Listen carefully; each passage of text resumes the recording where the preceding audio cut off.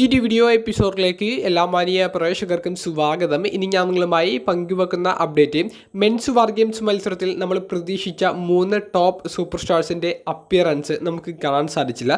Survivor series വാർ games 2024 അവസാനിക്കുന്ന ഒരു സമയത്ത് ഏതെങ്കിലും ഒരു താരത്തിൻ്റെ അപ്പിയറൻസ് നമ്മൾ പ്രതീക്ഷിച്ചിരുന്നു, റൂമേഴ്സിൽ അങ്ങനെ കേട്ടിരുന്നു. പക്ഷേ അതൊന്നും നമുക്ക് കാണാൻ സാധിച്ചില്ല. അപ്പോൾ എന്തുകൊണ്ട് ആ താരങ്ങൾ വന്നില്ല എന്നുള്ളതാണ് നമ്മൾ ഈ വീഡിയോയിലൂടെ പറയാൻ ഉദ്ദേശിക്കുന്ന പോയിന്റ്. നമ്മുടെ ലിസ്റ്റിലെ ആദ്യത്തെ താരം മുൻ വേൾഡ് ഹെവി വെയ്റ്റ് ചാമ്പ്യനായിരുന്ന സെത്ത് റോളിൻസ് ആണ്. സെത്ത് റോളിൻസ് നിലവിൽ റോ ബ്രാൻഡിലെ സൂപ്പർ സ്റ്റാർ ആണ്. സെത്ത് റോളിൻസിന് റോമൻ്റെ ബ്ലഡ് ലൈനായാലും സോളോയുടെ ബ്ലഡ് ലൈനായാലും ഈ രണ്ട് ബ്ലഡ് ലൈനെതിരെയും ശത്രുതയുണ്ട്. കാരണം സോളോ സിക്കോവയുടെ ബ്ലഡ് ലൈനിൽ അതിലെ അംഗമായ ബ്രോൺസൺ റീഡാണ് നിലവിലെ സെത്തിൻ്റെ എതിരാളി. കൂടാതെ സോളോ സിക്കോവയുടെ ബ്ലഡ് ലൈൻ്റെ ഒരു ഡിസ്ട്രാക്ഷൻ ആയിരുന്നു ബ്രോൺസൺ റീഡിന് സെത്തിനെതിരെയുള്ള വിജയം ലഭിക്കാനുള്ള കാരണം. അതുമൂലം സെത്തിന് സോളോയുടെ ബ്ലഡ് ലൈനെതിരെയും ബ്രോൺസൺ റീഡിനെതിരെയുള്ള ഒരു ശത്രുത അവസാനിച്ചിട്ടില്ല.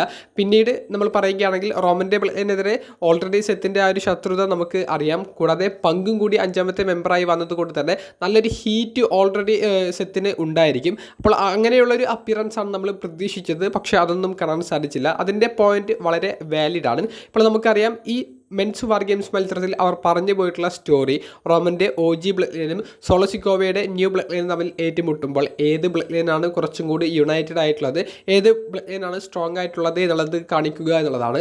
അത് OG ബ്ലഡ് ലൈൻ വിജയിച്ചതിലൂടെ അത് OG ബ്ലഡ് ലൈൻ ആണെന്ന് അവർക്ക് കാണിക്കാൻ സാധിച്ചിട്ടുണ്ട്.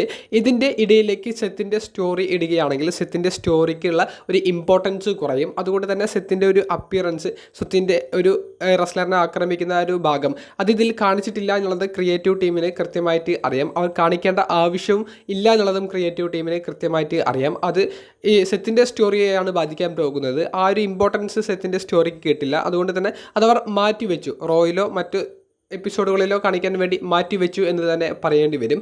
രണ്ടാമത്തെ റെസ്ലർ ദ റോക്ക് ആണ്.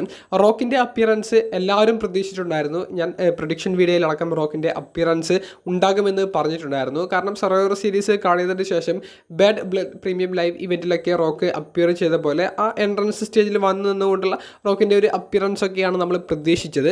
പക്ഷേ അതൊന്നും നമുക്ക് കാണാൻ സാധിച്ചില്ല. OG ബ്ലഡ് ലൈനും CM പങ്കും കൂടി സെലിബ്രേറ്റ് ചെയ്യുന്നതാണ് നമുക്ക് കാണാൻ സാധിച്ചത്. എന്തുകൊണ്ട് റോക്ക് വന്നില്ല എന്ന് ചോദിക്കുമ്പോൾ അതിന് കൃത്യമായിട്ടുള്ള ഒരു ക്ലാരിഫിക്കേഷൻ റോക്ക് എവിടെയായിരുന്നു എന്നുള്ളത് റോക്ക് തന്നെ ഇപ്പോൾ വെളിപ്പെടുത്തിയിട്ടുണ്ട്.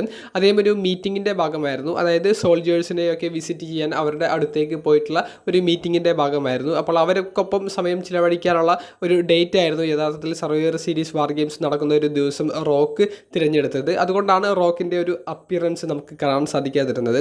സ്റ്റോറി ലൈൻ പ്രകാരം നമ്മൾ നോക്കുകയാണെങ്കിൽ റോക്കിൻ്റെ അപ്പിയറൻസ് കാണിക്കേണ്ട ആവശ്യം ഉള്ളതായിട്ട് ക്രിയേറ്റീവ് ടീമിന് തോന്നിയിട്ടുണ്ടായിരിക്കില്ല. എന്തുകൊണ്ടാണെന്ന് വെച്ചാൽ സോളോ സിക്കോവയുടെ നേതൃത്വത്തിലുള്ള ബ്ലഡിനെതിരെ റോമൻ റിയൻസ് ഒരു ആധിപത്യം നേടി.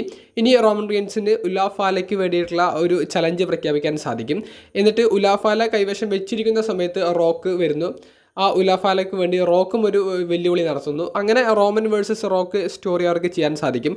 അതിൻ്റെ ഇടയിലേക്ക് റോക്കിൻ്റെ അപ്പിയറൻസ് ഇപ്പോൾ നടത്തുന്നതിൽ ഒരു ലോജിക്കില്ല എന്നുള്ളത് അവർക്ക് തോന്നിയിട്ടുണ്ടാകാം. അതുകൊണ്ട് റോക്കിൻ്റെ ഒരു അപ്പിയറൻസ് അവർ നടത്തിയില്ല. ഇനി നമ്മുടെ ലിസ്റ്റിലെ ഏറ്റവും അവസാനത്തേത് ബ്രോക്ക് ലെസ്നർ ആണ്.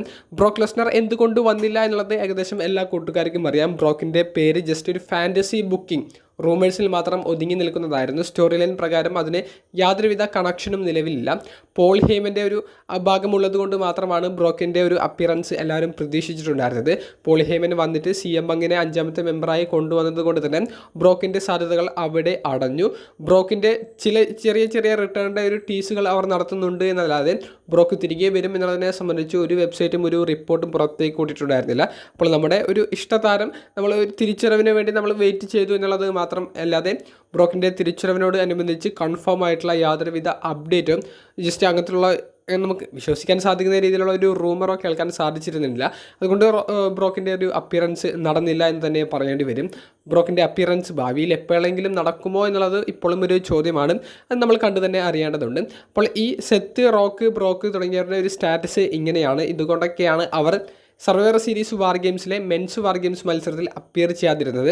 അപ്പോൾ പല കൂട്ടുകാരും ചോദിച്ചിരുന്നു, റിട്ടേണുകളും അപ്പിയറൻസുകളും നടന്നില്ലല്ലോ, അതിൻ്റെ ഒരു ഉത്തരം എന്ത് എന്നുള്ളത്. അതുകൊണ്ടാണ് ഇതൊരു സെപ്പറേറ്റ് വീഡിയോ ആക്കിയിട്ട് പങ്കുവെച്ചത്. എന്തായാലും കൂടുതൽ അപ്ഡേറ്റ്സ് ഇനി വരുന്ന വീഡിയോസിലൂടെ പങ്കുവെക്കാം.